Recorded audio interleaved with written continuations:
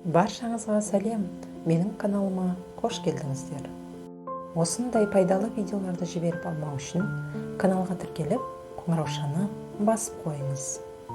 Бүгін сіздерге мынадай құдық құрағының тігілу жолын көрсететін боламын.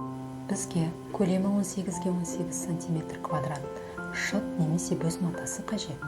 Матамыздың центрін тауып алу үшін видеода көрсетілгендей етіп бүктеңіз немесе қаламмен сызып алыңыз. Құрақтың астына қоятын матаңыз бос болмауы керек.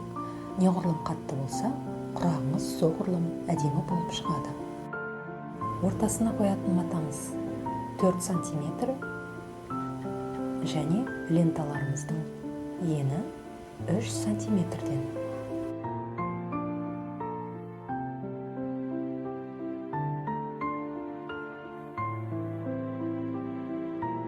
Төрт сантиметрлік матамызды шыт матамыздың дәл центріне қойып, 4 қабырғасын тігіп аламыз. 4 бұрышы бағанағы бүктелген жермен дәлме-дәл келуі керек. Енді ақ лентамызды айналдырып тігіп шығамыз. Және де қиятын кезде бірінші тігіп аламыз, лентамызды сосын барып қиямыз.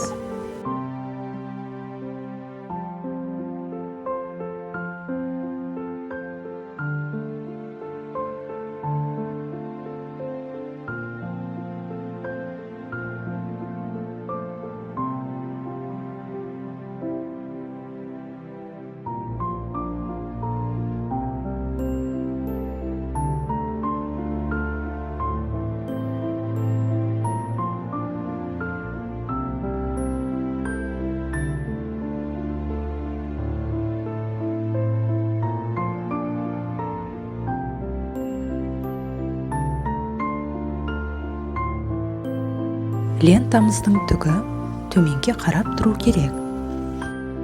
Сонда матамыз жылжымай, құрағымыз тегіс шығады.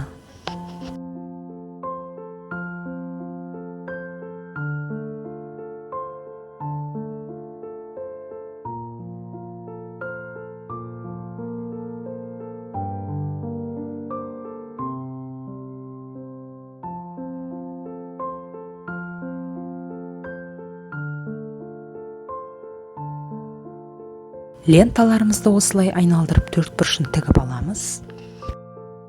Лентамыздың бұрыштары астыңғы матамыздың бұрыштарымен дәл сәйкес келу керек. Сонда біздің құрағымыз түзу болып шығады.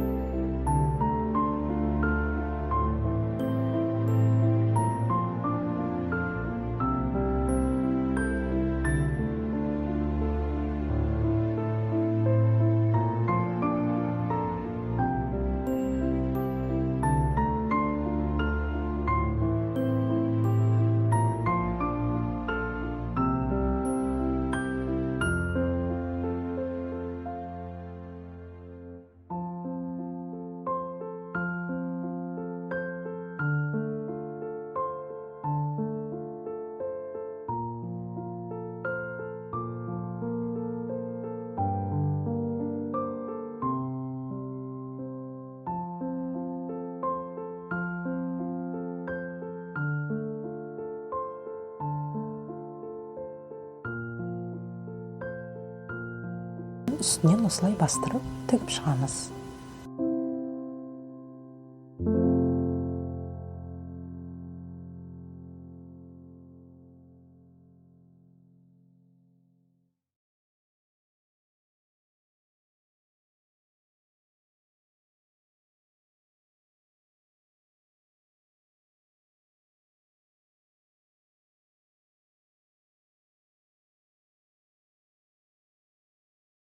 Видео ұнаса каналға тіркеліп, лайк басып, комментарий қалдырыңыз.